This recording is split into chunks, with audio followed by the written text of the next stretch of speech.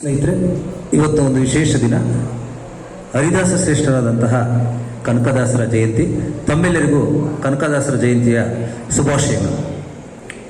ಜೊತೆಗೆ ತಲ್ಲಣಿಸಿದರು ಕಂಡ್ಯ ತಾಳು ಮನವೇ ಎನ್ನುವಂತಹ ಶೀರ್ಷಿಕೆಯನ್ನು ಇಟ್ಟುಕೊಂಡು ಇಡೀ ಕನಕದಾಸರ ಮೇರು ವ್ಯಕ್ತಿತ್ವವನ್ನು ಒಂದು ಲೇಖನದಲ್ಲಿ ಇವತ್ತಿನ ಒಂದು ಪತ್ರಿಕೆಯಲ್ಲಿ ತೆರೆದಿಟ್ಟಿದ್ದಾರೆ ಡಾಕ್ಟರ್ ಅರಳುಮಲ್ಲಿಗೆ ಪಾರ್ಸಾರ್ಥಿಯವರು. ಅವರಿಗೆ ಹೃತ್ಪೂರ್ವಕವಾದ ಅಭಿನಂದನೆಗಳು.